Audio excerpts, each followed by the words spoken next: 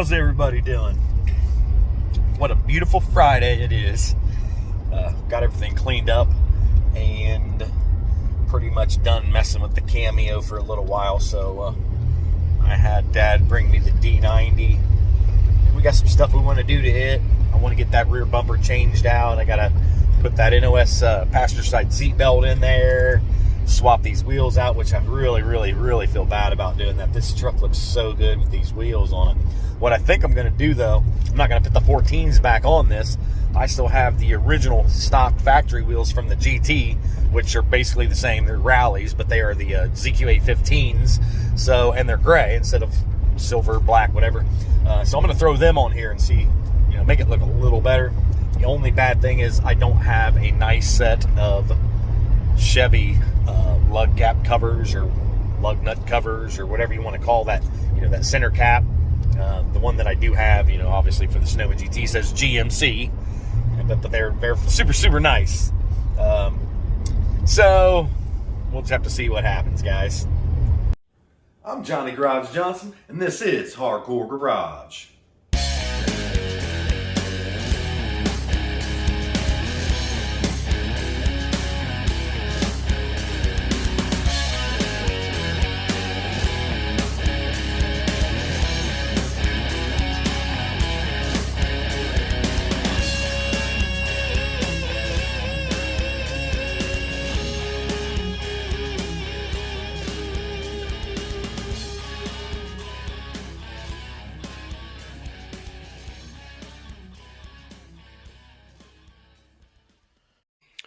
I think the first thing I want to do, we got a lot of stuff we need to do to this D90. Not a lot of stuff, but before I mess with the wheels and stuff, I want to get that Blazer bumper on there and see really what this thing looks like with a Blazer bumper. It's going to change looks quite a bit, and I think it'll look cooler with custom wheels as opposed to the, the 15-inch rally. So let's do that first. Here's what we're working with. The bumper's not so bad, but man, it just seems like those bumpers, they just take a couple little bumps to them and they just start turning into trash. You can see the chrome starting to flake. It looks like it's been hit. Maybe they were backing up for something right there and it just really tore it up.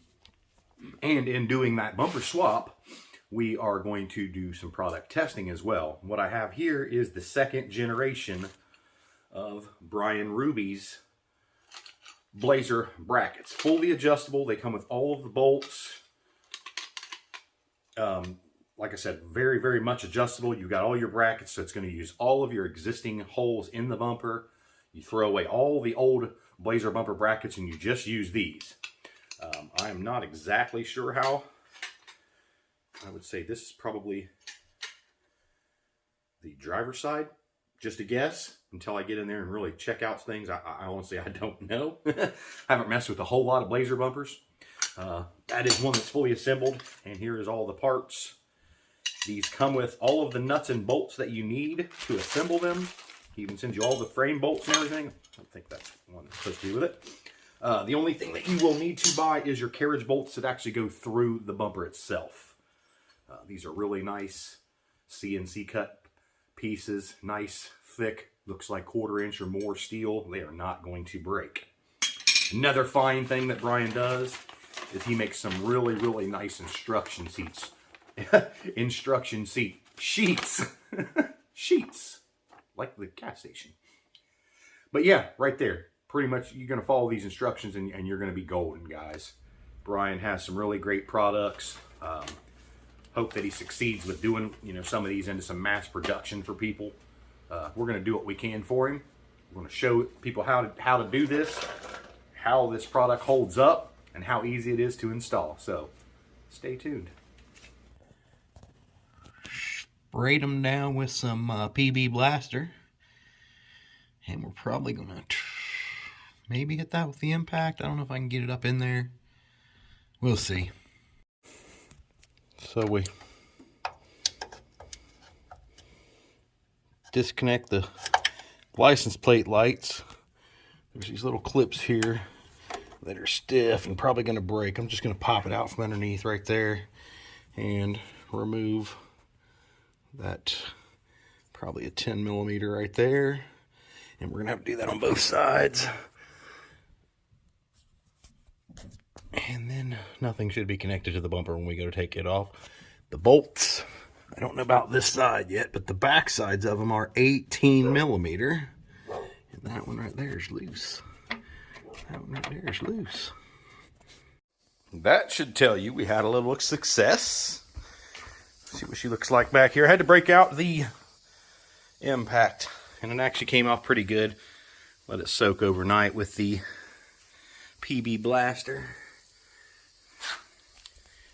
First thing we're going to do is go and strip all these old brackets off of this thing, because we won't need any of them. 7 days later, we got all the bolts out of this thing. I sawzalled one, I grinded one, and pounded on one with a chisel there, and yeah, a little bit of everything, but it's off. I decided to go ahead and paint these brackets up before I use them. And I'm only going to do one side at a time because Brian pre-assembled one, and I'm not real great with instructions. This one here is already pre-assembled with all the right bolts going in the right spots, so I'll just copy this one, put the other side together painted, rip this one apart, and paint this one. So the first thing you're going to want to do when you get these brackets, if you don't want to paint them, is go ahead and start to assemble. Goes like this. I assume that he has this notch cut in here for your tailgate when it drops down, maybe to not interfere with the brackets, so you can put the bumper a little closer. Your smaller brackets will go on the inside. Of course, the bolt is going to go through the hole. That leaves you the slot for some adjustment. And it's going to go through just like that with a bar on that side. And we'll throw a bolt through here. Trying to do this more no-handed over a camera is real fun.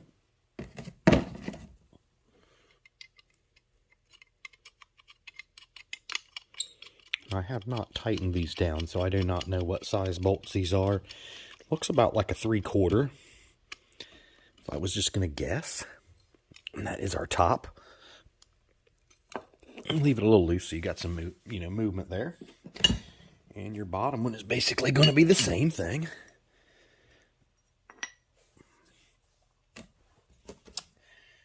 And I believe that I probably put these bolts in here wrong, or maybe I'll change the other side, because I would like the actual bolt head to be on the outside and the nut on the inside. I did the first one a little wrong. No biggie. Easy enough to switch around. That's basically going to fit in there just like that. And now we wait for carriage bolts. Well, well, well, what do we have here?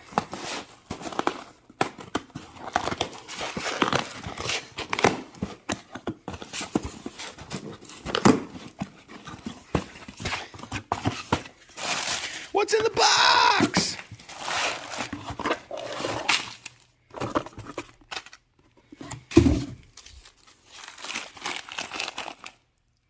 Carriage bolts. Carriage bolts. One set of these is for the front, one set is for the rears. I don't really know which one's what. Looks like they're about the same size, but maybe these ones are a little longer. But we have enough hardware to do what we need to do now.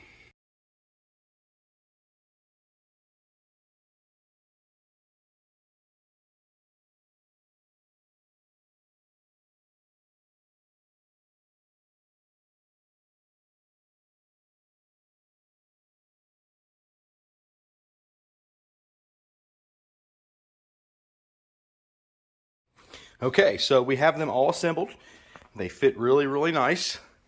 The only thing I'm seeing right now, and pretty sure in the directions it says that you may have to trim. It looks like this bar might be going over the top of the edge where your molding clips in. So that'll be something to see what happens. I want to try to test fit this guy up on here. And it's going to be fun by myself because I don't follow directions. If you notice the way that the brackets were notched, Brian told me the easiest thing to do would be mount the main bracket to the frame first and then kind of hang the bumper in that little notch as you mount everything else. And I thought, I don't think that'd be as easy. And I'm probably wrong, which I am a lot. I've got no problem admitting that. But I gotta see what it looks like on here, so.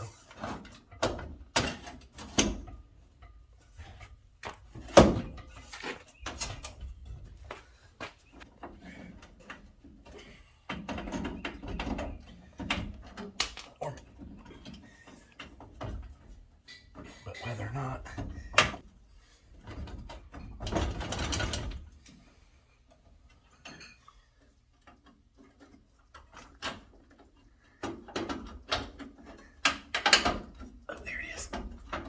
See it coming through. Come on, come on. All right, we got one here.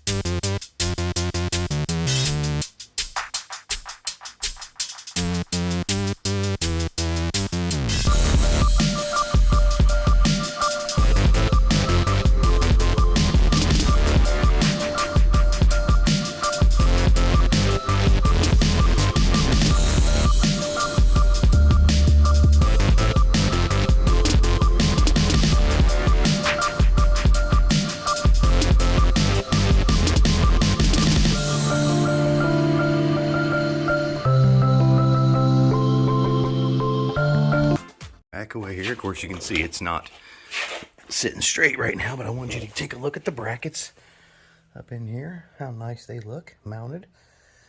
And you can still get up into here to tighten all the bolts that you need to tighten if you didn't tighten them up before. And I may take it down and retighten them. I don't know. We're playing around with this today, guys. Now, I am able to get in here and tighten all of the bolts where it's actually attached to the bumper with a ratchet wrench. These bottom ones, you can see that one up in there. I don't think I'm going to be able to get it with a ratchet wrench. I could probably wrench it, or I can probably get a socket up in there if need be. Brian also suggested to tighten all these before you put the bumper on. And yeah, I don't pay attention, guys. It's one of my downfalls is I really do not like to read directions. I don't like to follow directions. Ask my wife. Do want to add one little thing here and a tip that he had told me, again, me not listening. If you stick your fingers through these holes right here, and I don't think you can see it. Well, maybe right there. See that little black line? That's actually the bracket there. So it may interfere with pushing your molding back in there. So he had told me to get the molding in first before I tighten those brackets down. Again, something I didn't do. You may have to trim that a little bit.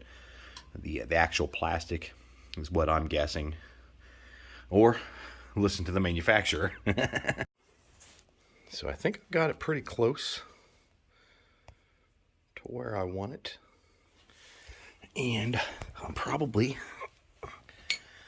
going to tighten those 3 frame bolts up first.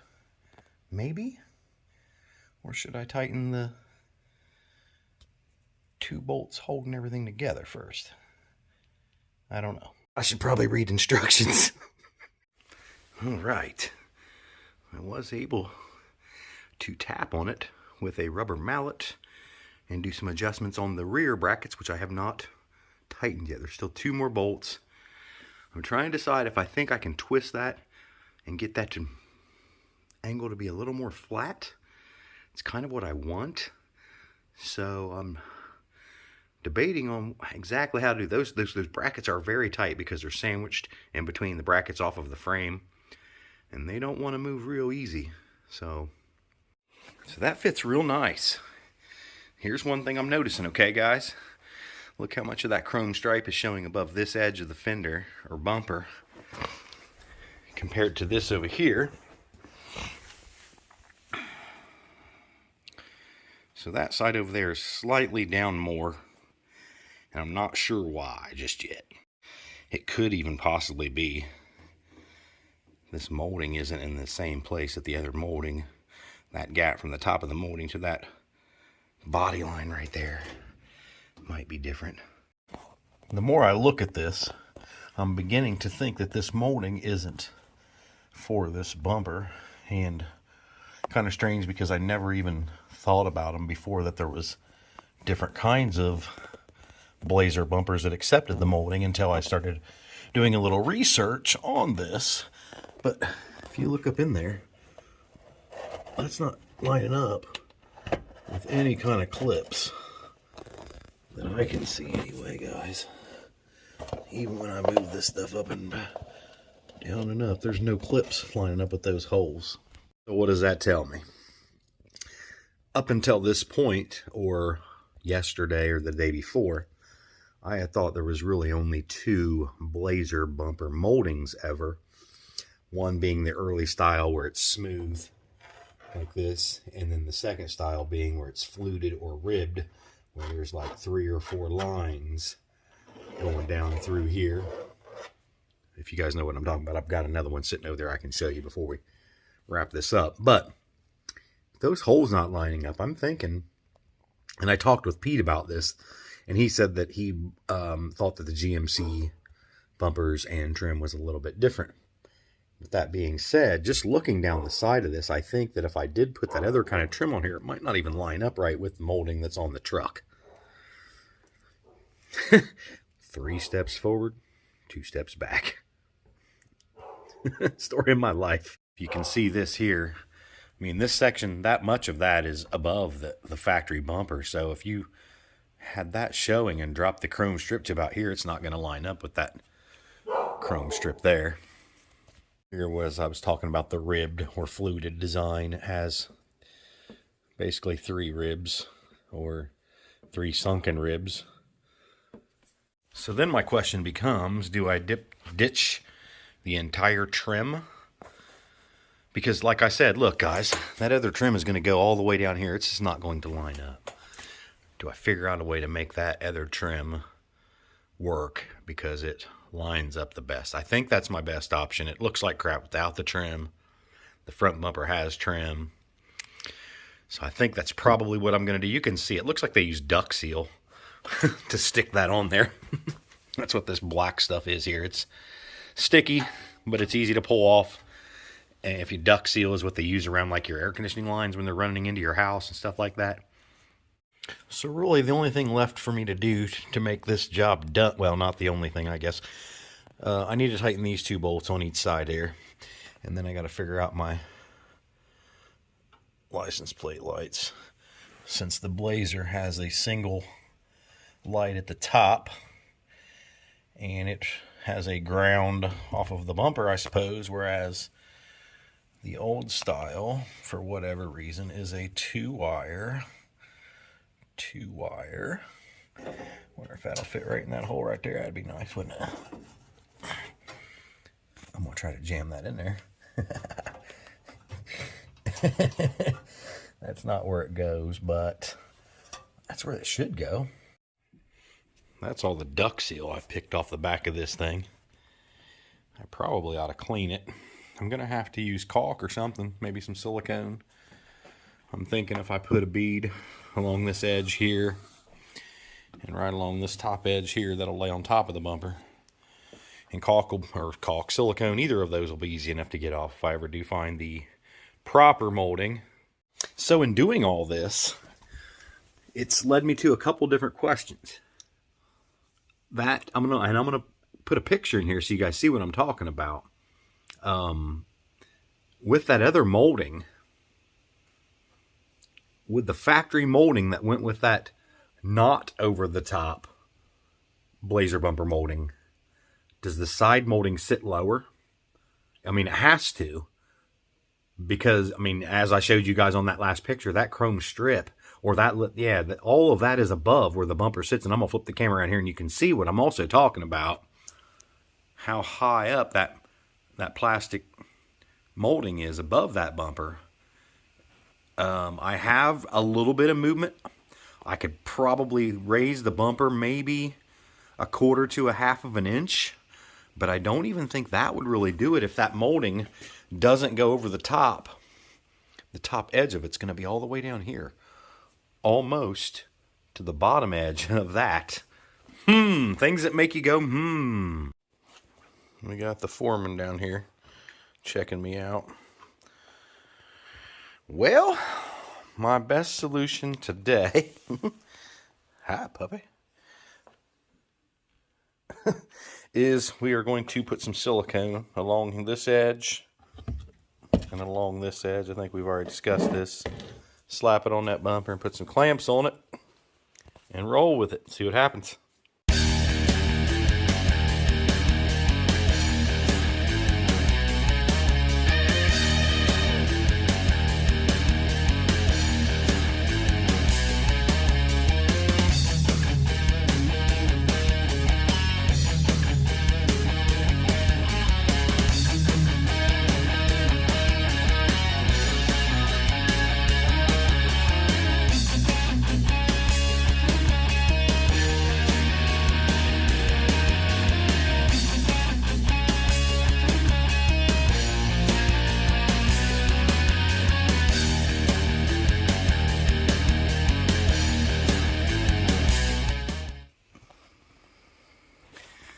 I'm going to have to come and clean that up a little bit. And I got a little bit down over here. A little bit too low. You can see it. But it is at least sealing against it, so that's good. And right there I made a nice mess. I'll fix her up though.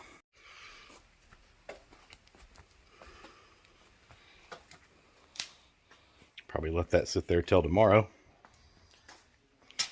Then check our failure rate. It's probably pretty high. Well, I've got her down off the jacks and out in the yard. This is a beautiful day. We got leaves on the ground. Make for some really, really nice pictures, guys. Let's flip this camera around here and take a look at the new Blazer bumper. All right, gonna get a little bit of my shadow in there, but I think it turned out real nice. Has a nice clean look there. We're going to test whether or not silicone will hold a impact strip on a bumper. I'll let you know if it falls off. But I am totally pleased. Adds a totally different look to the thing.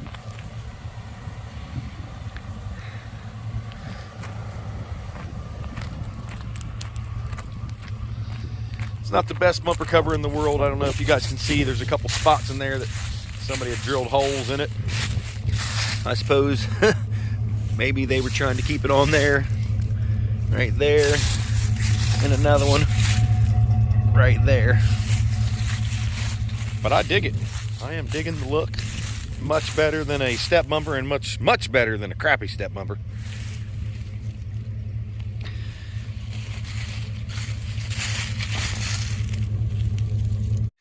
Well, there you are. I'm going to give you all the information now, and I will post a picture of Brian Hruby's Facebook page, profile picture page, whatever you want to call it, and that way you can get a hold of him on Facebook. He charges $175 shipped anywhere in the United States, and he will ship out of the United States as long as you take care of the shipping costs on that. Again, Brian Hruby, and Hruby is spelled H-R-U-B-Y. Heck of a guy. I've done business with him several times over the years, so you don't have to worry about it. You're going to get your stuff if you order it from him, I promise.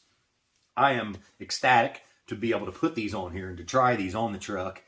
You know, I totally appreciate that, Brian. Hopefully that people will see this and they'll be like, man, that looks super easy. We want to get this bracket and get them on our truck. You know, get rid of them ugly step bumpers. Get you a Blazer bumper. As far as following directions, do it. You see, I struggled trying to get the bumper brackets onto the frame by myself, the way he explains it. If you do read, which I went back and read it later on, follow the directions, people.